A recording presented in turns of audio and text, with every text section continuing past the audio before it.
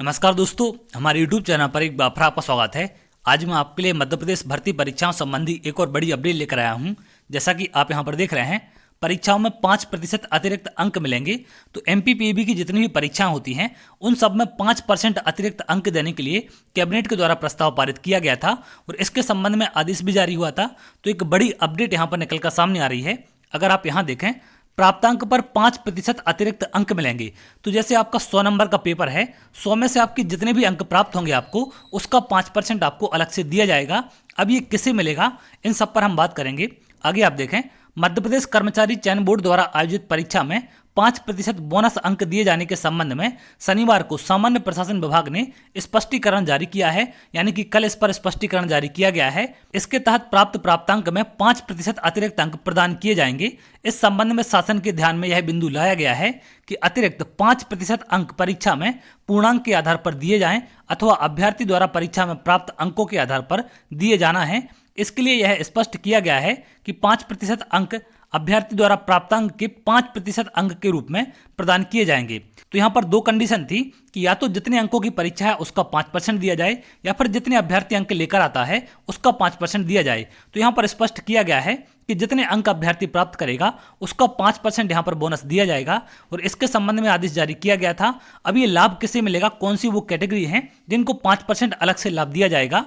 अगर आप यहां देखें, सामान्य प्रशासन विभाग के परिपत्र दिनांक 14/4/1972 के निर्देश में विभिन्न वर्गों को शासकीय सेवा में नियुक्ति के लिए प्राथमिकता। तो ये कौन कौन से वर्ग हैं जिन्हें 5% अलग से अंक दिए जाएंगे, यहां पर सारी लिस्ट आपको दी गई है। सबसे पहला है हाल के भारत पाक संघर्ष में अपंग हुए सैनिकों को, तो इनको 5% अंक मिलेंगे। सेकंड नंबर है हाल के भारत पाक संघर्ष में मृत सैनिकों के प्रत्येक सैनिक के परिवार से अधिक 2 आश्रित व्यक्तियों को। तो जो मृत सैनिक हैं उनके परिवार के कम से कम 2 आश्रित व्यक्तियों को यहाँ पर 5% अंक दिए जाएंगे। थर्ड पॉइंट है भूतपूर्व सैनिकों को, तो जो भूतपूर्व सैनिक हैं उनको भी यहाँ पर 5% अलग से अंक देने की बात कही गई है।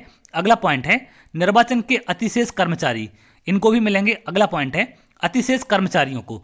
तो इन 5 कैटेगरी ये हैं और इसके साथ साथ कुछ और यहाँ पर दी गई हैं।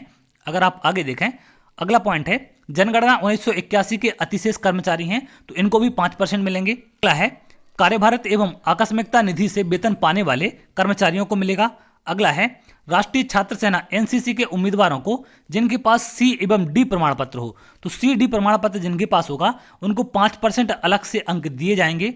अगला पॉइंट है बर्मा एवं सिलोन से आए हुए भारतीय नागरिकों को, तो बर्मा और सिलोन से जो भारतीय नागरिक आए हैं उनको भी 5% अलग से अंक दिए जाने की बात कही गई है और आयु सीमा में भी छूट का प्रावधान इनके लिए किया गया है। इसमें आप अगर आगे देखें तो ये तमाम पॉइंट यहाँ पर क्लियर किए गए हैं। कणिका 1 में उल्लेखित वर्गों के पारस्परिक प्राथमिकता क्रम को समाप्त किया जाता है। कणिका 1 एवं 2 में उल्लेखित वर्गों के उम्मीदवारों को मध्य प्रदेश कर्मचारी चयन बोर्ड द्वारा आयोजित परीक्षा में सम्मिलित होने हेतु अधिकतम आयु सीमा 55 वर्ष निर्धारित की जाती है। तो इनको आयु सीमा की भी छूट यहाँ पर दी गई है। कणिका 1 एवं कणिका 2 में उल्लेखित वर्गों के उम्मीदवारों को मध्य प्रदेश कर्मचारी चयन बोर्ड द्वारा आयोजित परीक्षा में प्राप्त प्राप्तांक में 5% अतिरिक्त अंक प्रदान किए जाएंगे। तो 5% यहाँ पर जितने नंबर मिलेंगे उसका अलग से इनको बोनस दिया जाएगा। तो ये यहाँ पर दोबारा से आदेश जारी किया गया है और शनिवार को इस संबंध में सभी विभागों को भी जानकारी दे दी गई है। लेकिन उसके बाद भी PEB के द्वारा इन परीक्षाओं में 5% अतिरिक्त अंक इनको नहीं दिए गए हैं, जिसके चलते लगातार इसकी मांग उठाई जा रही है। तो फिर से यहाँ पर दोबारा से ये आदेश किया गया है। अगर आप भी इन कैटेगरी से बिलोंग करते हैं जो यहाँ पर आदेश में दी गई हैं, तो आपको भी 5% अतिरिक्त अंक का फायदा मिलेगा। तो चलिए आगे और जो भी अपडेट निकल कर सामने आएगी मैं आपसे जरूर शेयर करूंगा। अगर आप ऐसी जानकारी चाहते हैं तो हमारे चैनल के साथ जुड़ सकते हैं, जिससे और भी इंपॉर्टेंट अपडेट आपको मिल सके। तो बहुत जल्द अगली वीडियो मिलेंगे, तब तक के लिए बहुत बहुत धन्यवाद।